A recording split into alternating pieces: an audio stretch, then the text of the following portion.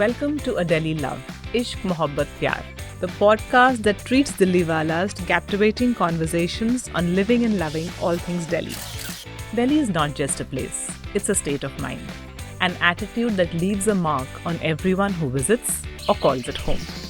I'm Yasmin, your host, a documentary filmmaker, former municipal councillor, and at heart, the quintessential Delhi girl. I love how Delhi is both old and new at the same time.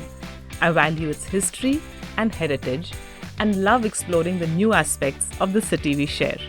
I'm no expert, but I grew up in the gullies here, enjoyed public service here, and just like you, shared a deep passion for Delhi's enigmatic soul. Together, let's embrace the delightful contradictions that make Delhi the city it is. After all, around every corner, there must be 1,000 dastans to share in this megacity of a million conversations. Today, Old Delhi and Chandni Chowk are almost interchangeable names. It's a place we may go when we feel nostalgic or romantic about Delhi, or we crave certain kinds of Delhi food. But Chandni Chowk was originally only a small part of Shah Jahan's imperial city, Shahjahanabad, which was completed in the 17th century. A walled city large enough to live in, but small enough to walk. A city, some say, imbued with Sule-Kul, the Mughal doctrine of tolerance towards all. As a result, right from the beginning, Shahjahanabad was home to a diverse community. Jains, Sikhs, Hindus and Muslims from all walks of life. Even today, Shahjahanabad is mini India. Popular film songs like Kajrare from the film Bunty or Bubbly keep the romance of Dariba and Balli Maran alive in our memory. And films like Delhi 6 bring to life the magically syncretic world of those living in the area around pin code 6. But have you ever wondered why Old Delhi, Shahjahanabad, Delhi 6, whichever way you say it, fascinates us so much? That's because Old Delhi was the birthplace of what we call Dilli ka adab or Delhi's culture. So how did this ancient city come to be? What heights did it reach? And how has it played a pivotal role in shaping the language and culture of North India? How did it survive Nader Shah's invasion, the revolt of 1857 and the pains of partition? You cannot understand why our city is the way it is without having experienced Old Delhi. The lens of the past shows us who we are and why that is worth preserving. Today we are meeting Dr. Swapna Liddle again, a Delhi-based Indian historian, author, art curator and heritage conservator, and digging a little deeper. Dr. Liddle was the convener of the Delhi chapter of INTAC and has also been involved in heritage preservation and is known to strongly advocate for people's participation if heritage preservation is to be meaningful and successful. We have met her once before in the context of learning about New Delhi, and if you haven't heard that episode, please do. Today we are traveling with her even further into the past, into Shahjahanabad, or what we call Chandni Chowk, which continues to be a living city with history, stories and legends around every corner. Welcome once again, Swapna ji. So, one of our guests on the show was saying that one cares even a little bit about the history of India and calls himself a Delhiite. The least one can do is to visit Shahjahanabad. And of course, Delhi and Shahjahanabad was one and the same at one point of time. How did the city become so important in the Indian psyche as the heart of the subcontinent? Thank you once again, Yasmin, for having me on your podcast. I think I was listening to this podcast by Sohail Hashmi you had, and he was talking when you asked him about his favorite walks or which are the ones that people find most fascinating. He said the number one is, they say, Chandni Chowk jana hai humko, because which is Shahjahanabad, of course. So yes, it's got huge amount of history. It is also a living city, because we are used to monuments. TK monument hai, there's a ruin of a city, there's an old fort or something, but this is a living thing that you can see, and it still has that flavor of an old city, and it has huge amounts of history. I think what makes it so special or made it so special was this was a city that was founded at a time when the Mughals were at the height of their extent of their empire. Under Shah Jahan, not only had the territorial extent become amazing. The resources of the empire, it was a rich empire, it was a multicultural, multi-ethnic empire. So at that stage this city gets founded, and it's very interesting because it gets founded at this particular time. It has people who are coming from all parts of the world. It's one of the major world cities, right? So there are people coming from all parts of the world to stay here and spend time here, to work here. It has the best craftsmen around the world, around the country at least, have put in their resources, their talents to build this city. So it's a truly magnificent. And of course the Mughals also want to make, or Shah Jahan particularly wants to make a political statement out of this. So the wide road which Chandni Chowk becomes, it's a way to showcase the grandeur of the Mughal empire, to have these grand processions around it. Very political statement. Also, if you look at all the gates of the city, one is called Delhi Gate because it faces the older cities of Delhi. One is Ajmeri Gate because it faces Ajmer. One is Lahore because it faces Lahore. Kabul faces Kabul. Kashmir faces Kashmir. It is symbolically, these gates and the roads leading from them are connecting all the far-flung provinces of this empire to the heart, which is Delhi. You know, so there's a lot of symbolism in how this city comes to be founded, how it comes to be designed. So that is really. And why didn't the Mughals were for centuries in Agra? Why did Shah Jahan decide to move the capital to here in the first place? Good question. You know, there's a lot of confusion about this because the way his chroniclers have written about it and how later people have also interpreted it is very conflicting. People say that the weather of Delhi was better. I think that's a very moot point. Between Agra and Delhi, kya difference is there? Or they say that Agra had become very crowded. I think the main thing is, first of all, you must realize Shah Jahan is a very ambitious builder. His major passion is building. He's already started work on the Taj Mahal by this point. In whatever he could do in the Agra fort also he has done. He has demolished a lot of the older buildings. He's built marble palaces there, etc. But like one of his chroniclers does mention, that for a great builder, the ultimate ambition is to build a city, to leave his stamp on a city which will rival the cities of the world. And you know, they're always looking to see to rival Baghdad and to rival Isfahan. Isfahan used to be one major benchmark. You don't have to be better than the Iranians. So rival Cairo. So that ambition is there to build a great city. So he decides, but it's not just that. Where this city is going to be built is also important. And it has to be Delhi ultimately. Why? Because Delhi for centuries has been growing, has developed this, it's got a reputation, an aura of power. It has been the capital already for centuries. You'd be very surprised to know that, for instance, Akbar fairly early in his reign transferred the capital to Agra because for very practical reasons. It was further south. That was the direction in which the empire was expanding. He wanted to keep an eye there, right? So he moves the capital to Agra. Jahangir also continues to reign from there. However, it is very interesting that, you know, Sanskrit inscriptions are there of Akbar's time which refer to Akbar as Dillishwar. What does Dillishwar mean? The Lord of Delhi. So in people's mind, he's an emperor because he is the king, he's the ruler of Delhi. Delhi is his, he's the ruler of Delhi. I mean, nobody says Agra ka Badshah, right?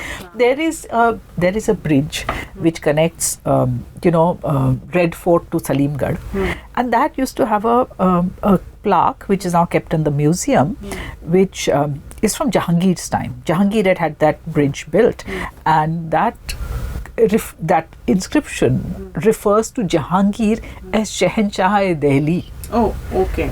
Shahenshah-e Delhi.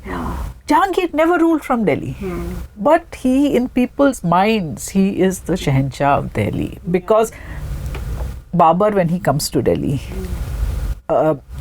he defeats the Lodhis, right? Ibrahim Lodhi. Ibrahim Lodhi already had his capital in Agra, because Sikandar Lodhi had moved the capital there. What is Sikandra today was founded by Sikandar Lodhi. But Babur says, and he defeats Ibrahim Lodhi at Panipat, and he immediately comes to Delhi, and where he does a sort of like, he visits all the old tombs and all that, and he says, Delhi is the capital of all Hindustan. Why? You know, Ibrahim Lodhi is ruling from Agra. Why are you saying this? The idea had already developed in people's minds that this is the center of power, this is the capital. And Shah Jahan wants to also, he wants to make his capital in this place which has this aura. And how long did it take for him to be able to build the city as he wanted? What Shah Jahan did was, he set his builders, the task that he gave them was, build the citadel first, the palace complex where I will have and what we call the Red Fort today. That is the citadel, which has the emperor's own living areas, today you would call it the Central Vista of today, or the Lutyens Delhi of today, where you have the important public buildings, where the business of empire goes on, right? All the departments and all of that. So that's what he gets them to build.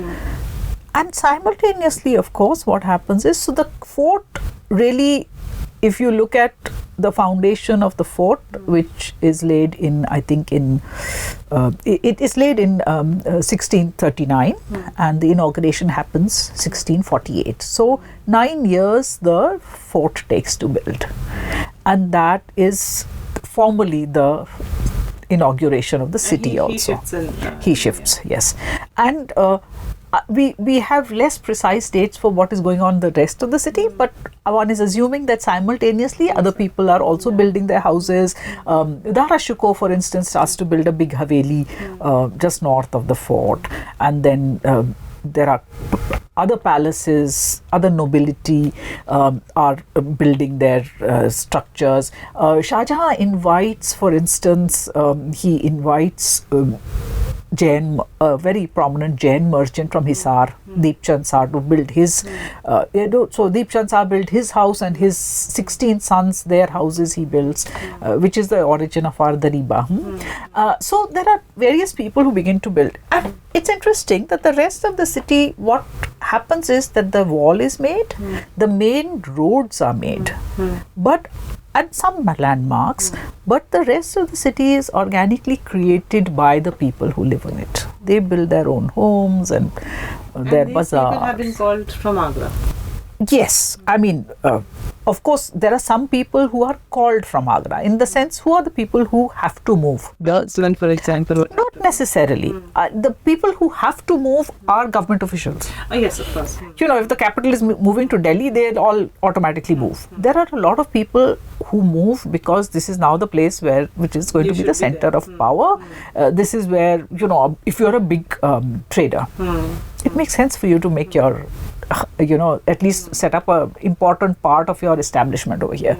So those people. There are other people who are looking for jobs. The same reason why people come to a capital city today, right? They're coming for education, they're going for employment opportunities, all those sort of things. So those are the kind of people who move.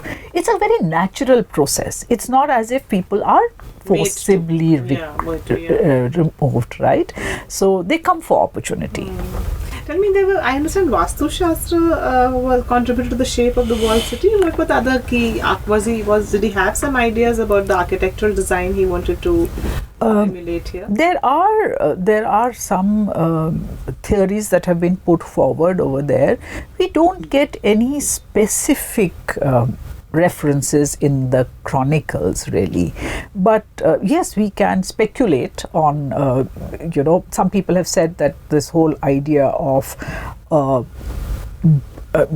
half moon structure around, or a bow shaped structure with the river at one side is relates to the Vastu. So that can be speculated. More interestingly, the position where he locates it in a part of the river, on the bank of the river, which is Nigambodh. Nigambodh is a very, very ancient site which is considered sacred by many of the Hindus who were living here. So he takes that as his kind of focal point and makes a city next to it. And what was he, like you're saying, the grandeur of the Mughal Empire had to come through, and so there was this, the Jharoka, there was this Diwan-e-Aam. All this was very important for him. Again, messaging, I think, was a major part of the design and building of the capital. Yeah. Messaging is very, very important. So it's interesting how the decoration happens, right? So, for instance, the major darbars that used to be the Diwan-e-Khas-o-Aam, which we now call the Diwan-e-Aam. So, uske piche, where he used to sit on the throne, behind the throne there are these inlay panels. And many of these inlay panels were actually imported from Florence. They have this beautiful pietra dura, lots of birds and flowers and things. So there are these many birds behind the. So it's like there is this very famous art historian, Ebba Koch, who has written about this, and she says that the reason why you see all these great birds is because in a lot of, shall we say, Islamicate writing, the ideal ruler is believed to be Solomon. And in a lot of the imagery that surrounds King Solomon, who is famous for his justice and all, he is shown as surrounded by birds and animals. He is ruling over all the realms. So that imagery is Shah Jahan wants to recreate, to project himself as Solomon. Also, there is behind where he sits centrally, there's a very small panel it's from Florence. So its original meaning was in the European classical context. It shows the Greek god Orpheus, who's playing a musical instrument, and all sorts of animals are collected around him. So Ebba Koch again has this theory, and I think it's a very convincing one, that Shah Jahan wanted to project this whole thing that he is ruling over a world where there is reconciliation between different predator. There's so much peace that the predator and prey are also reconciled. They are gathered around and him. And there's art and culture thriving because there's music. Yes. Yeah. So this idea that because there are, of course, even before Shah Jahan, in Jahangir's time, for instance, there are a lot of paintings which are made which show him standing on a globe which has a lion and a lamb together. That concept of Sule Kul was very important. Exactly. So that is a very important part of the message that the Mughals try to give out. The other message is that of justice. So the Diwan-e-Aam, of course, is where the big darbar happens, but where the emperor sits and actually works, that is in a building which is called the Khas Mahal. And that Khas Mahal, he had a kind of a low throne over there where he used to sit, and that is the place where he would talk to his ministers, where he would do the kind of things that a head of state does, deal with correspondence, is this thing. So that's where his actual business goes on, and he used to, and behind him is this panel, and there's this lovely panel. It is framed with a arch, and that arch has a sun, and the sun was royalty, so that is right above, but behind is a scales of justice. So scales of justice right above his head. So the idea is to project the Mughal emperor as somebody who promotes harmony, who promotes justice. Also the idea that the emperor is in some way a reflection of God himself, that the divinity in some way he reflected, and that was also something that was very much taken by the Mughals from an Indian tradition, right?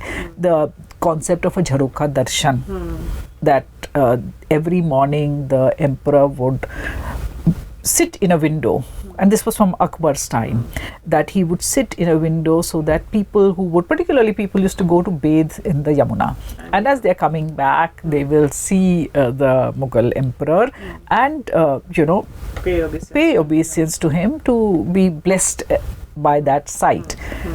But it also, that concept of Jharoka Darshan, of course it was for the glory of the emperor to project him like that, but it was also a very practical thing. In later times we hear that a lot of people, that was their occasion to, if they had to say something to the emperor, maybe directly, this is the time to say it. It's like a informal, darbar becomes very formal. So how you are admitted to the darbar, this is access, because he's sitting there. And we have later chronicles which say that the emperor would sit there. Somebody comes up and says, Jahanpana, we have this problem. I'm having this problem. And he would immediately tell his secretary who would be with him, okay, make a note of this and we will talk about it. So, this is a way of connecting with the people. Without elections. So there were these many different ways in which the architecture itself, talks, it tells us a lot about the Mughal ideology. And how did the lifestyle of the residents of Shahjahanabad differ from people living in other parts of the Mughal empire? Because it is such a cosmopolitan city, there are people from all over who are settled here. It also receives a lot of patronage because there are rich people settled here, the royal family is settled here. We must not underestimate the influence of other members of the royal family apart from the emperor. Particularly, we know of the Jains, and there were other communities also. Many. Anybody, we look at Armenians, we are looking at French people, from all over the world people used to come in. There are British, of course, so they would come and settle over here, right? Portuguese. It becomes a place of cultural interaction. It therefore becomes, say, the place where the Urdu language, what we call today the Urdu language, flourishes.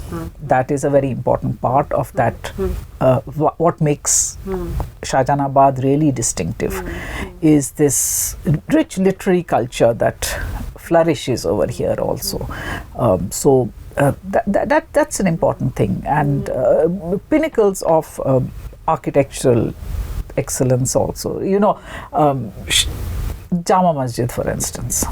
It is just such a brilliant example of the kind of architecture that Shah Jahan achieves, that it becomes a sort of hegemonic style for every mosque that comes, Mughal mosque that comes afterwards. It follows that three-dome pattern. And nothing was just for ornamental purposes. Everything was supposed to be, was what would be used by the residents. Because Shahjahanabad was such a multicultural place, its opportunities that it offered attracted people from not even different parts of India but all over the world, and that made it a place where all sorts of different languages were spoken. People brought their own habits and their own customs. It was a place of interaction, and that's one of the results is, for instance, the development of the Urdu language, and the development of Urdu language, which grows eventually into a major literary language also.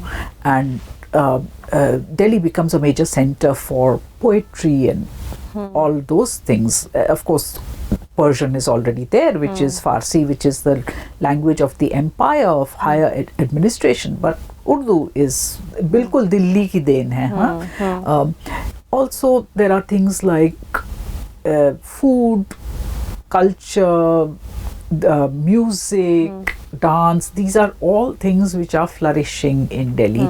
So Delhi people are cosmopolitan, they are modern. So I remember there is this there's this text, I think it's Darya-e-Latafat, which was written a little later in the early 19th century, but by Inshallah Khan Shah, and it has these stock kind of, it's on linguistics, but it has this interaction. It gives examples of people's conversation. One of the things is Delhi women are like thinking, people coming from outside think, Delhi women are always, they're too busy to do things. They are getting food from outside, There are passers-by, there are these hawkers and things like that. They buy so much food from there. But it's a sign of a modern, very urban milieu. And that prosperous. People don't bother to cook in the house or cook less. They just they get it. food. Interesting, huh? That time women are getting food from outside.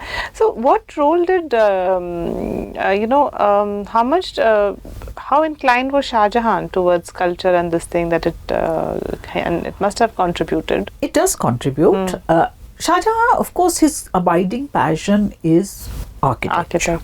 Also, we must remember that the Mughal emperors did not really stay in one place for very long, even in their own capital.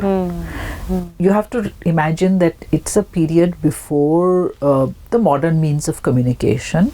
If an emperor has to keep track of what's going on in his empire, he has to be on the move a lot.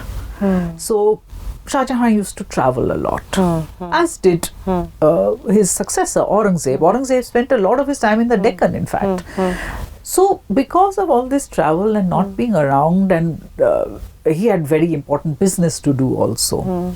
So not so directly involved, but certainly members of his family, his daughters, for instance.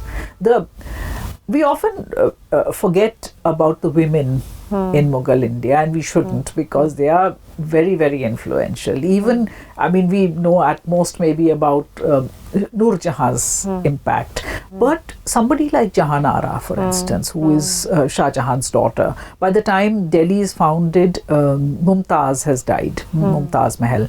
But Jahan Ara, who's their daughter, the oldest daughter, she is a very important and influential figure. She is, first of all, she is well educated, but she has means also. She's a very rich woman. She has enormous resources.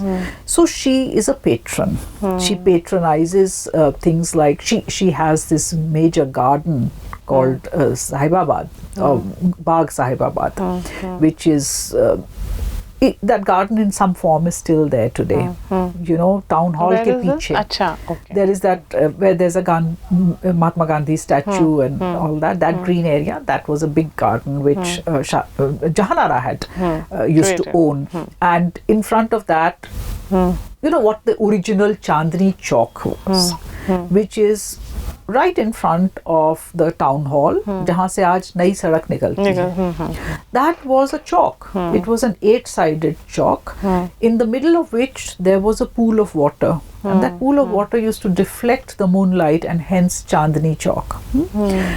Beside that, so that Chandni Chowk, it was not just a square, but it was lined by shops. And in these shops, you had luxury goods. It was a high upmarket kind of market. So it had all these wonderful shops. It had coffee shops, kahve khane, where people used to drink coffee. The poets used to recite their, very much like today's cafes and bookshops and things like that, right? So this is where, people used to gather. And right next to it, where you have the town hall today, was a big sarai. And in today's terms, you would call it like a 5-star hotel, because it was a very fancy sarai where all the rich merchants coming from outside used to stay. And opposite, on the other side of the chalk, jahan se aaj nayi sadak nikalti hai, there was a hammam, a public bath. So all of these amenities, it was a very, as I said, a cosmopolitan, buzzing city. So was it important? Because of this concept of Sulekul, and the emperor did want to give a message that there is peace and all. So I think that kind of encouraged, because culture and art can only thrive, if everything is peaceful around it. Yes. And did also Shahjahanabad play a role in the artistic and cultural development of the rest of the Mughal Empire? Did it have an influence?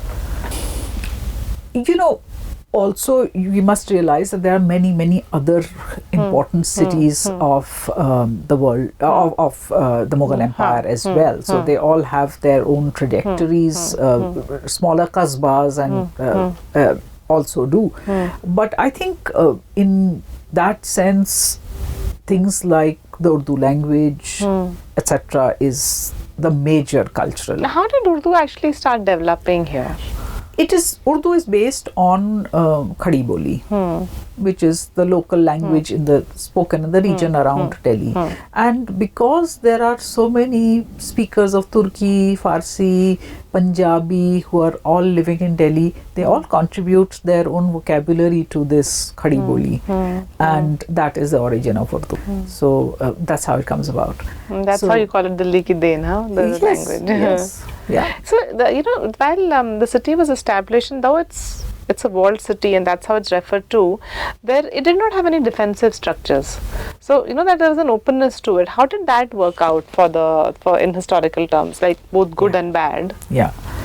At the time at which Shahjahanabad was built, it was at the heart of a very secure, very large empire. Nobody thought that this city would be attacked. It's not a frontier town where you need strong. When Nadir Shah came and butchered the city. Yeah. But of course what happens is history marches on and things change, and therefore what was once the heart of the empire becomes very vulnerable to attacks like that of Nadir Shah. So that definitely does happen, that you have people coming from outside and attacking it, and though of course the fact that attacks first happen outside, so Nadir Shah, the main defeat of the Mughal army happens at Karnal. The coming of Nadir Shah to Delhi is a kind of an after but he does party as far as Nadir Shah is concerned. But he does come and butcher the entire city. But what happened? That also actually has a very interesting story behind it, because again we tend to not put these things in perspective. What happens is Nadir Shah has defeated the imperial army at Karnal. Now he wants a show of submission from Muhammad Shah, the Mughal ruler. So they come to Delhi. Muhammad Shah comes first. He gets the place readied. He gets the Red Fort all cleaned up and all that. Nadir Shah comes. He is received in the Red Fort. Muhammad Shah also gives him, his crown in submission, and Nadir Shah accepts it and very magnanimously gives it back, saying, you take this, I'll be happy with a ransom. Okay. He's not interested in ruling. He's staying. He had no interest. He just wants to loot and go. But he has at that stage no intention of killing the people of Delhi. He is interested in his nice ransom. He is interested in a symbolic submission that which has already happened. So he's got what he wanted. However, the people of Delhi are something else, because again the people of Delhi also have this kind of आजकल की language में क्या बोलेंगे, थोड़ा दबंग type के. I was going to ask you, what does it say about us? So what happens is कि Nadir Shah is sitting in the Red Fort, is being lavishly entertained over there, and his soldiers. So most of his soldiers were actually outside the city walls. He camped over there. 30,000 जहाँ है वहाँ पे सारा camp कर दिया है. Some soldiers come into the city because after all now they are off duty. War तो हो गया. They are out of duty. They want to बाजार में घूम रहे हैं, ये वो कर रहे हैं. अब प्रॉब्लम ये है कि उसी टाइम होली का टाइम था. So the Delhi people are not only they are like first angry with these soldiers who have invaded, but they are also a little high. So they said that many of them intoxicated. Holi was a period where bhang and all was. So they are a little intoxicated also. They kill one or two of these soldiers. So you can imagine, this guy has come, Nadir Shah has come, his army has defeated the Mughals, and the Delhi people have the audacity to actually kill some of his soldiers. That's what is the spark. And that's why he said कि जहाँ भी ये सब हुआ है, wherever this has happened, that people have attacked my soldiers, in those localities we will have a massacre of male members.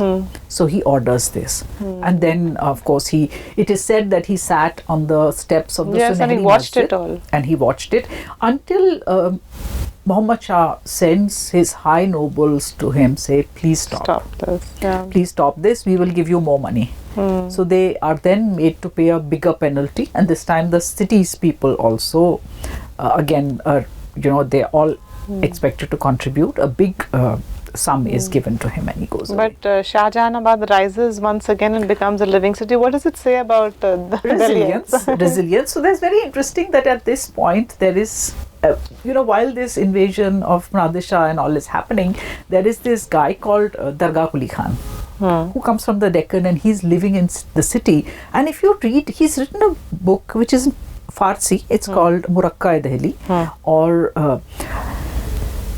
if you read it, आपको लगेगा ही नहीं कि this is a period of so much upheaval, so much violence and all that, because he's talking about ये मेला होता है, फिर वो मेला होता है, फिर वो त्योहार होता है. So the people of Delhi are still party. Yeah.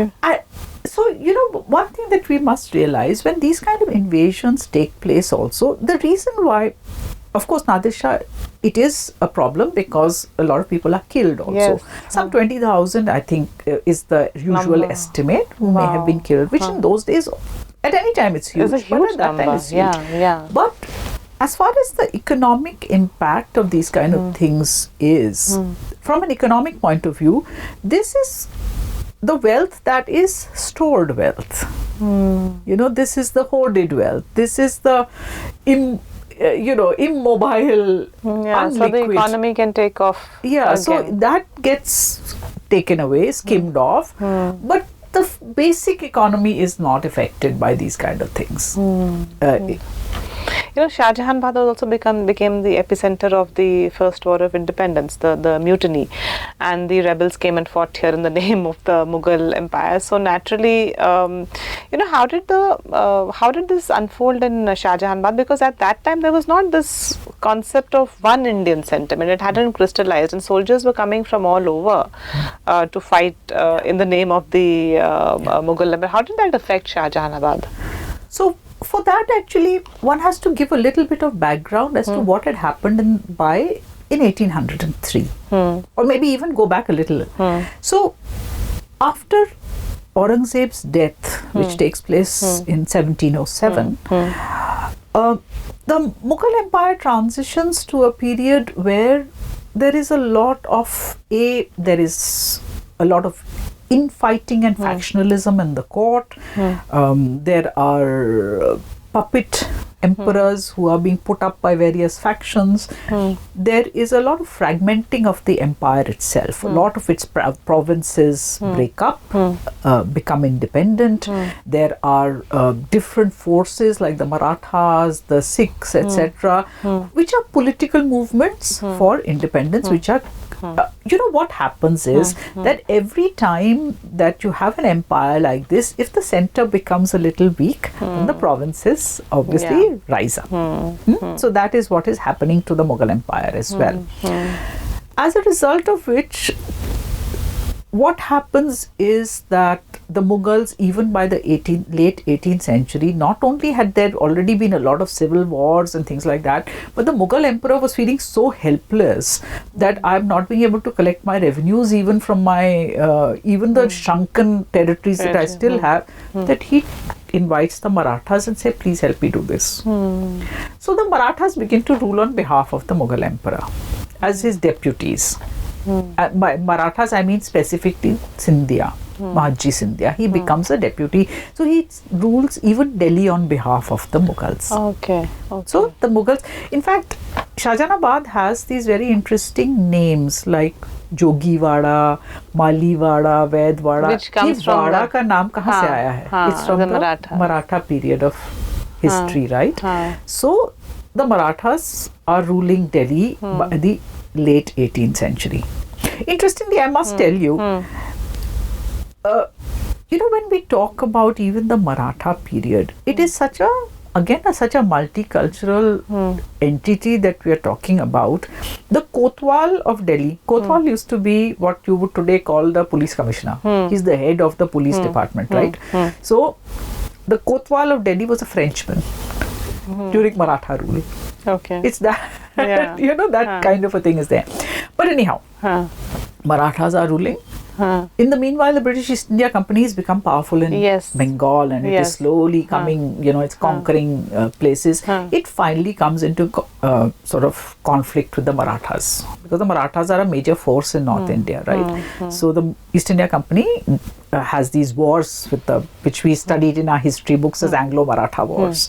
And in 1803, they defeat the forces of Mahanji Scindia, and they then capture Delhi and become the rulers of. This is in 1803. Yeah. This happens. Yeah. So what happens is that they have become the de facto rulers, though for a long time they are still pretending that they are ruling on behalf of the Mughal Emperor. Yeah. Yeah. So simply because the Mughal Emperor has so much symbolic value, people still think of the Mughal Emperor as the legitimate ruler. So they can't like Just push him do aside. away with him. They still have to use his name to shelter behind. So that is what that whole first half of the 19th century is about. How the British East India Company comes to rule India on behalf of the Mughal Emperor, in the name of the Mughal Emperor, while slowly trying to sideline the Mughal Emperor also. That is what is happening. But, of course, colonial rule is unlike any other rule that we had faced until then, because this is a very different kind of power. When the British East India Company first starts to conquer parts of India, nobody realized why it was different. After all, it was conquering land, and in those days, Which has always been done.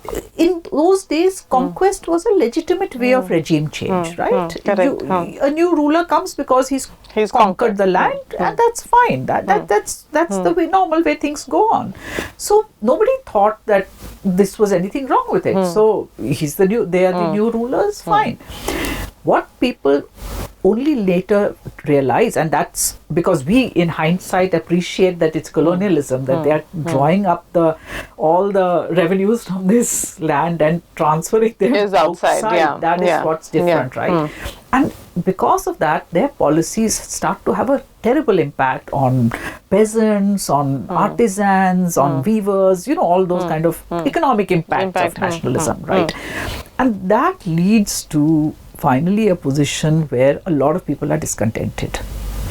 And the Bengal army, because the armies are all Indian mostly, the Bengal army, there's a lot of discontent growing in it for various reasons. There is this idea that it's the cartridge, the greased cartridge, which is supposed to have animal fat in it. Which, the trigger point, So it may be a trigger point, but it's not the only reason. The reason is much, much more widespread of the kind of economic distress that colonialism is causing. So you have these soldiers who mutiny in Meerut. They kill their officers, and the one thing in their minds is, let's go to Delhi. Why Delhi?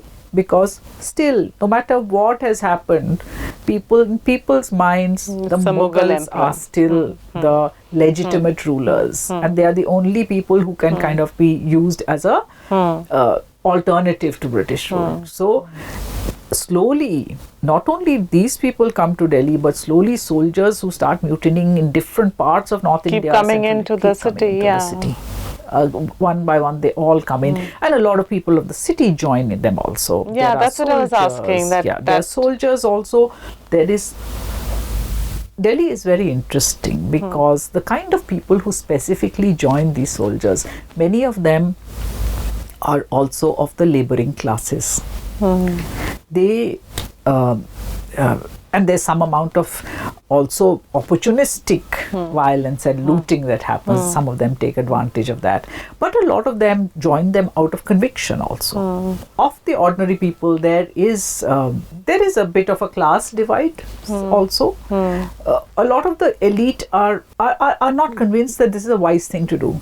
In fact, even Bahadur Shah, who's the Mughal emperor. Doesn't want it in his name. Initially, he is very uncertain about this because he feels, what have you done? He tells them, what have you done? You have killed your officers, you've come here. The British will come back and they'll kill you, and they'll kill all the people in this city also if they are supporting you, right?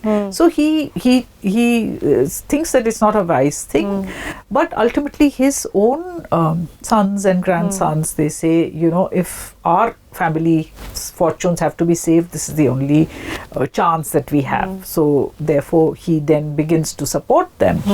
But there are these misgivings, and a lot of the elite, particularly the rich people and all that, are they have two problems. One is the violence. They are very unhappy about the violence, and we have a lot of stories of people who actually, particularly when you come to women and children of the British and Europeans and British people who were killed. Yeah, there were these two instances. Yeah. So there are people who try and save them also. They are people on principle who think that this violence is not good. So that is one aspect. And one is that a lot of them, their property gets looted and all also. Or rather they are asked to support all these soldiers coming, so there are economic demands on them and all that. And we tend to forget it's not like something which happened in a flash. It is again over a period of some time that this is the mutiny unfolds. For people to be persuaded that this is a good idea to do this, it takes time. So it is a very complex period, but 1857 is very fair, and it leads ultimately to poetry written in Urdu and all those kind of things. Very also happen. But since Shahjahanabad became the epicenter of this, and naturally after the British were able to conquer and they won, they wanted to break Delhi's hold on its people. And is that why the capital was shifted first to Shimla and then to Calcutta? And that would have affected, or that time would not have been nice for Shahjahanabad, because suddenly patronage and everything was going to go from here. Actually, what had happened was that for the British, Shahjahanabad had not been the capital anyway. They had always ruled from Calcutta. So Calcutta was their headquarters, and Delhi had really had ceased to be a capital in any real sense. With the decline of the Mughal emperor, its importance had reduced. So though its symbolic importance was there, its real political importance had dwindled a lot. What had happened was, even though this actual political importance had dwindled, economic importance had dwindled, but because its culture was already so vibrant, that culture had survived. So this is the period of the East India Company. This is the period of the poets like Zauq and Bahadur Shah Zafar and Ghalib and Mumin and Azurda, and all these poets. This rich literary culture was there. There was also another culture, which was that of what we think of as colonial modernity, things like Western education. The Delhi College, for instance. The Delhi College was established in 1825, and it taught Western subjects, modern sciences, all of that. And it was taught in English as well as Urdu. So it was a very progressive, new, exciting new thing. And there were some important intellectuals associated with it, like Master Ramchandar, like Mohanlal Kashmiri. These are people who are participating in a modern world. They have a modern worldview. They are questioning older norms. They are doing interesting new research. All of that. We sometimes forget, for instance, that we think that the earliest archaeological body is the Archaeological Survey of India, right? But there was an Archaeological Society of Delhi. Yes, I've heard of it, yes. At this point, and was already doing a lot of work which the Archaeological Survey later did. So it's a very vibrant place. Delhi had always been open to new influences. In fact, there was this young woman, Emma Roberts, who was actually a Calcutta person, but she came to Delhi and she remarked that Delhi people are so in with the latest trends.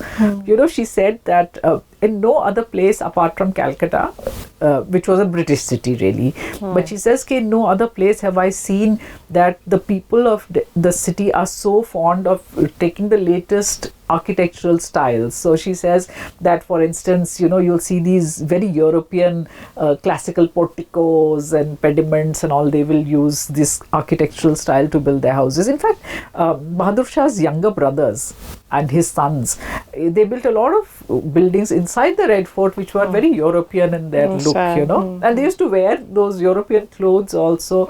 And there was a calligrapher, very important calligrapher. He is a very well-known calligrapher. He was known all over India, called Badruddin. Badruddin Muharkun, because Muhar, he used to make the seals also.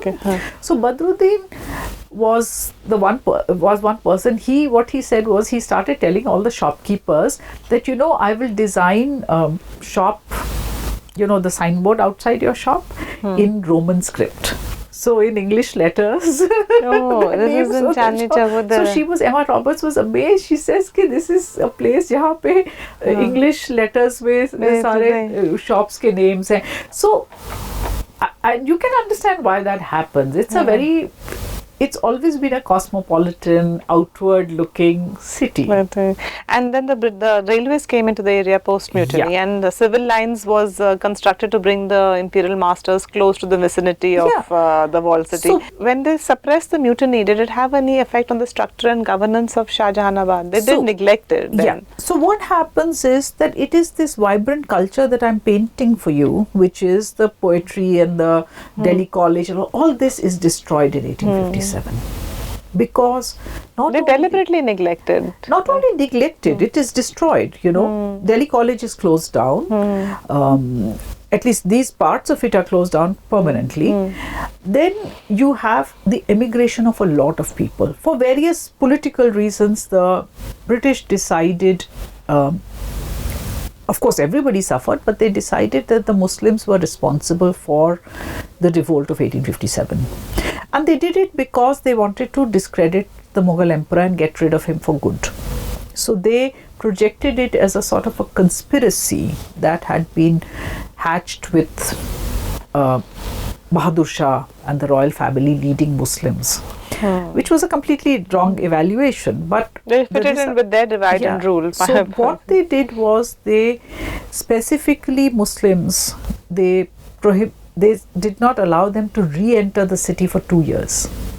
So many of them left. Some went away to Lahore, some went away to Rampur, Deccan.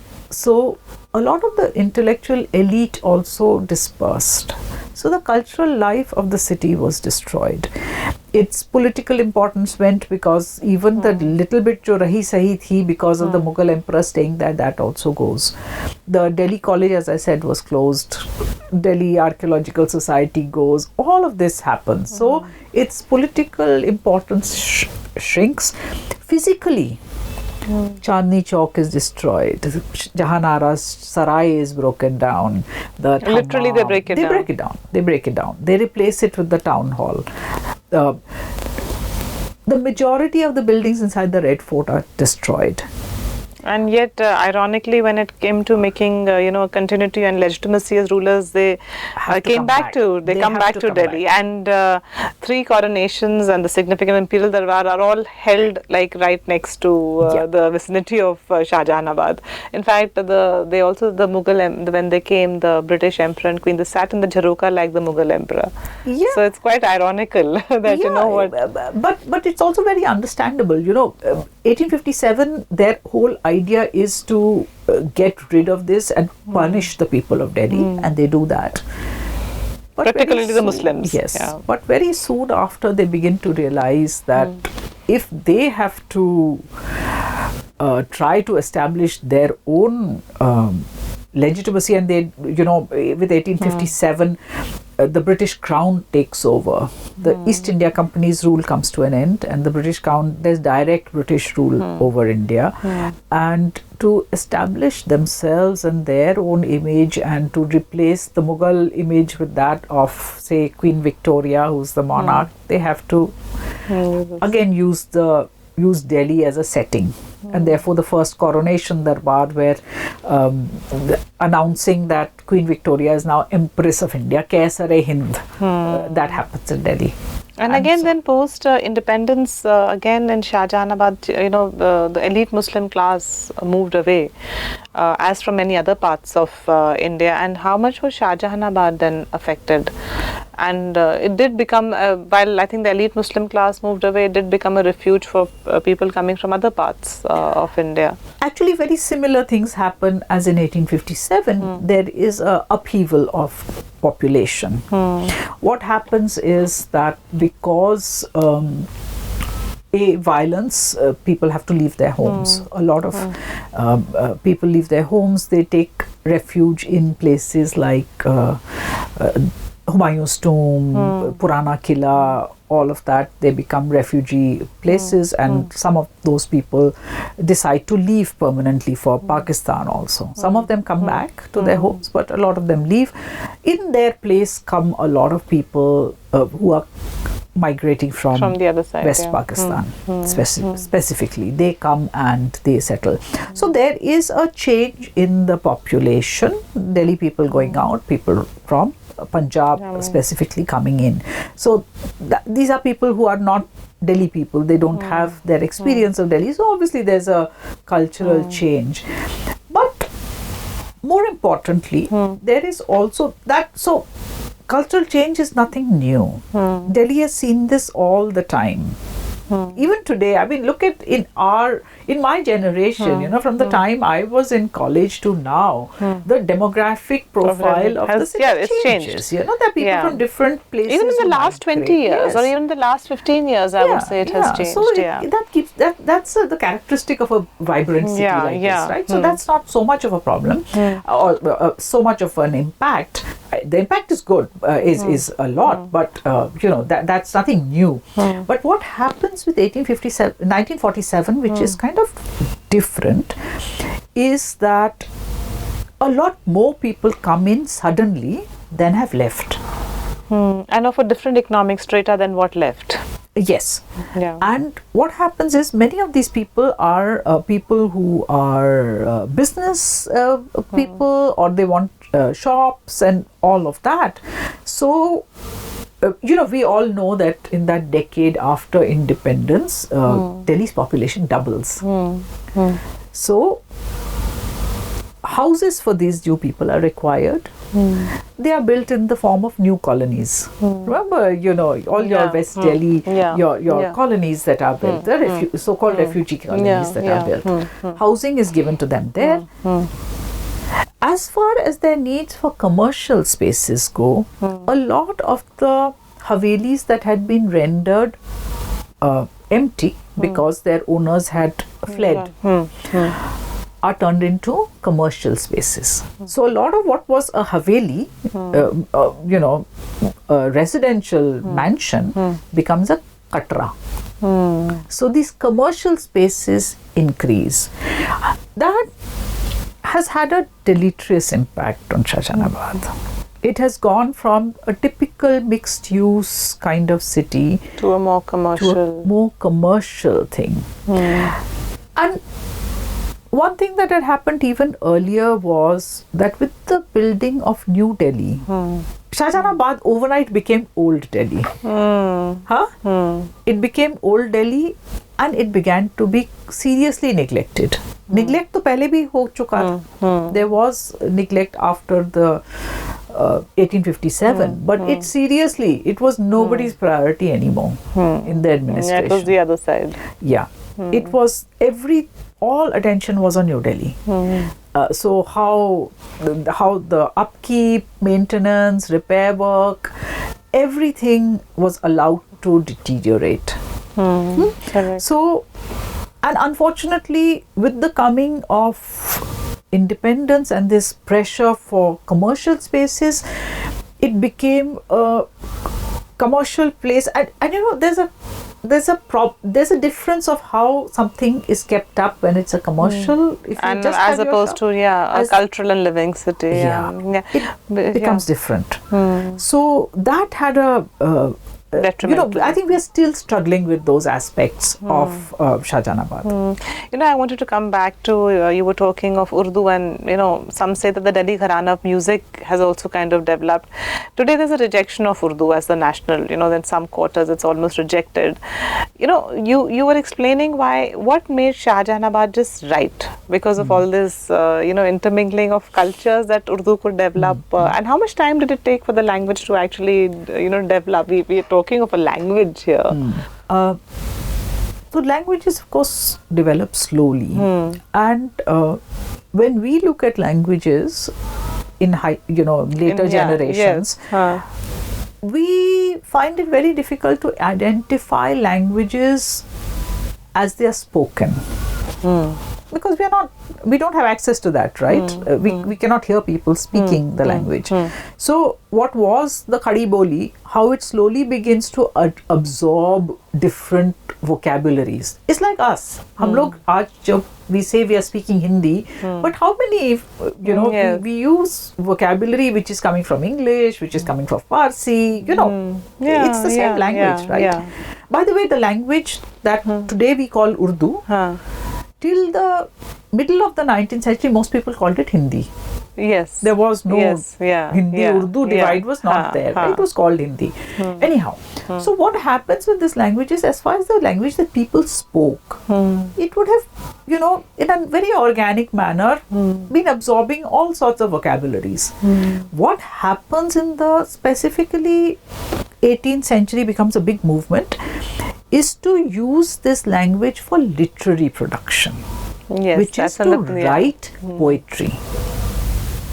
And that is what comes down to us. We don't have access to people speaking, but we have people. When it begins to be used as a literary language, that is what we have evidence of. But like patronage, of course, was a major reason why Urdu and culture could develop, but that would be true of any kingdom. But why did it become Shahjahanabad became this center of culture and I mean, it was not the only center. There were many. But it was a major centers. center.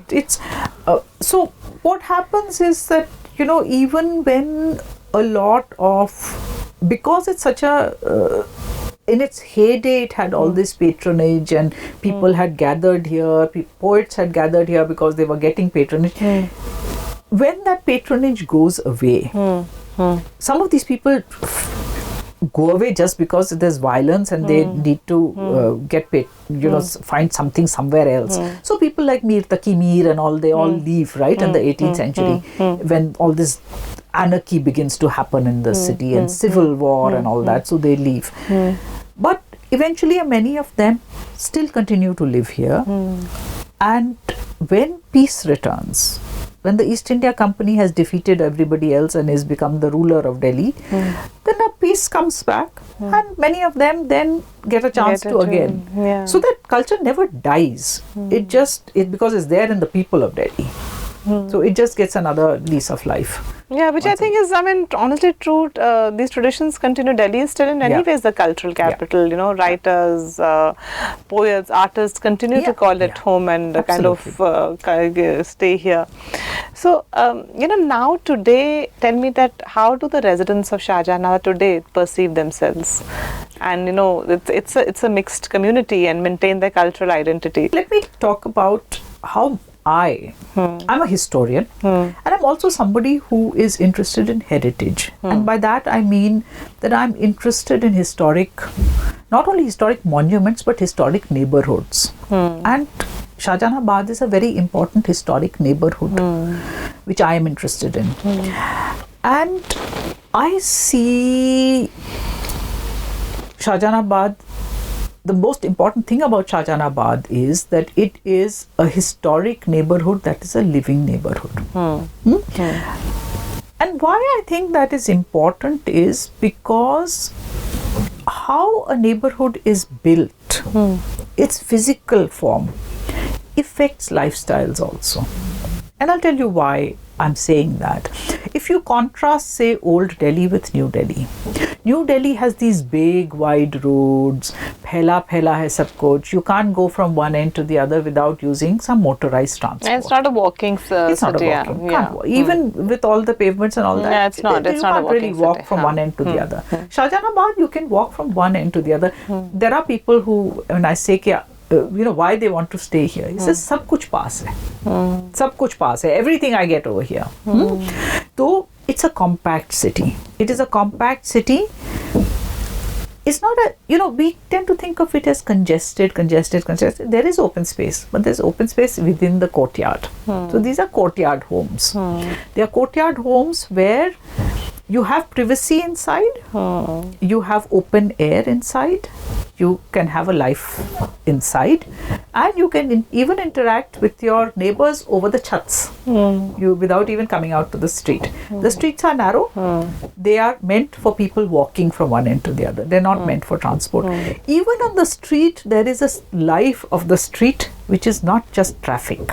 You have in a morning, if you go, even before the shops are open and all that, particularly अगर थोड़ा सा अंदर गली में चले जाइए, there'll be people जो ओटले हैं वहाँ पे बैठ के चाय पी रहे हैं, न्यूज़पेपर पढ़ रहे हैं, लोगों के साथ बातें कर रहे हैं. These are residents who come out of the homes. So this is a lifestyle that promotes interaction with your neighbors. It has that kind of feel to it, which in these modern colonies often you don't have.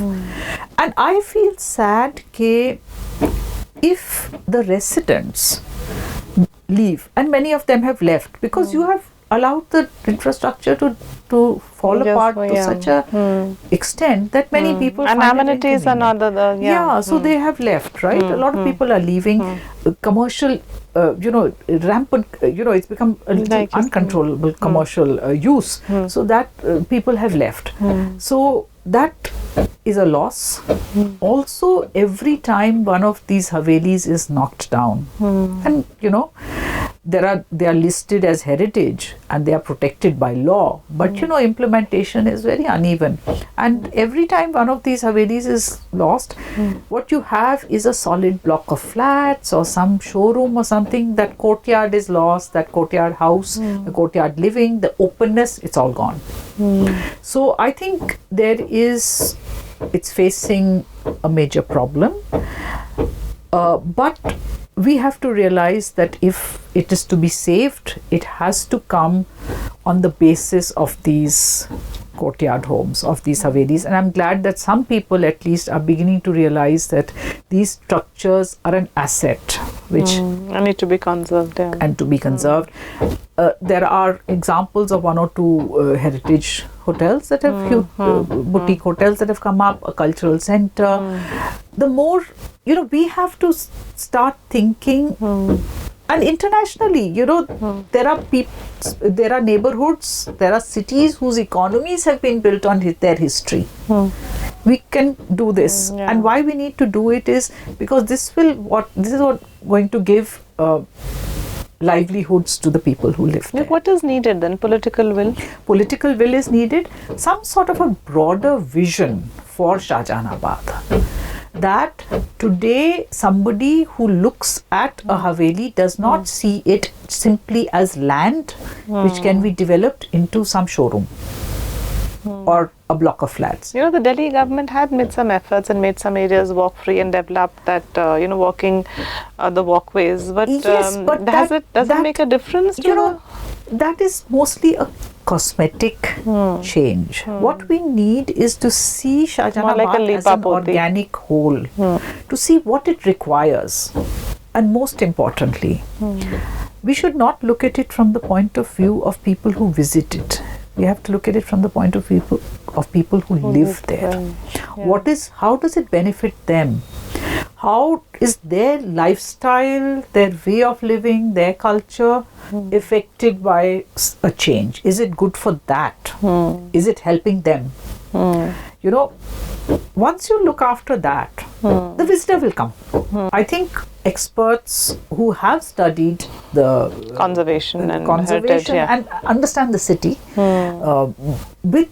in collaboration with government agencies, with municipal bodies. It is sitting down together and chalking out what are the, and it can be done.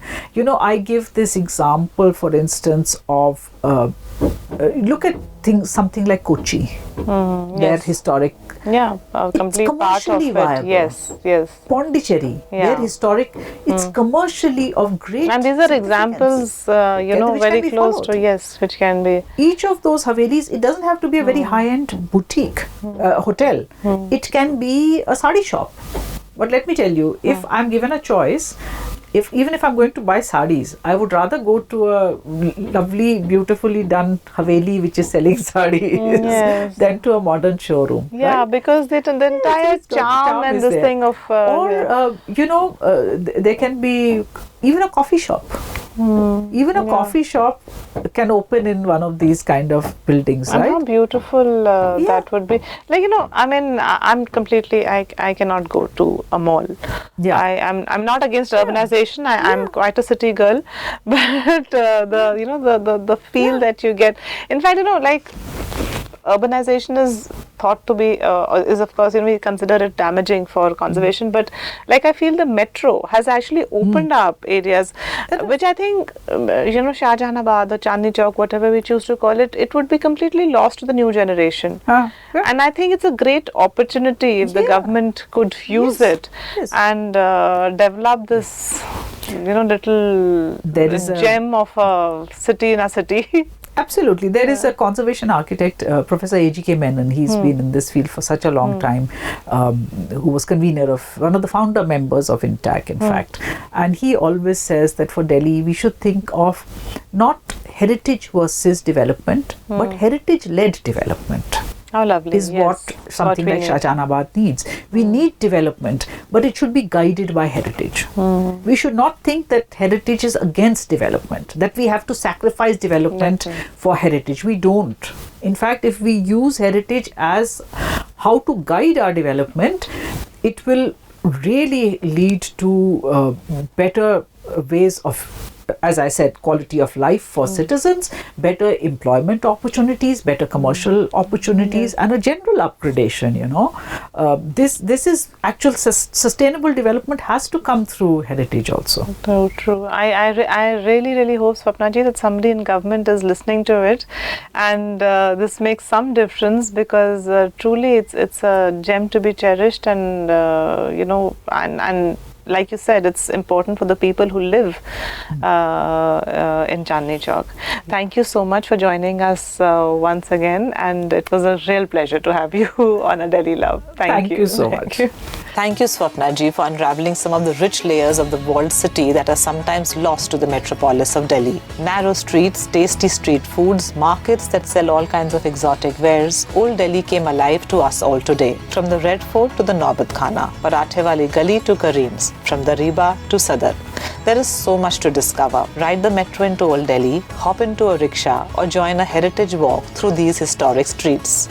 Shahjahanabad, Old Delhi, Chandni Chowk, whichever name you choose, is waiting to embrace us all with its enduring romance and magic.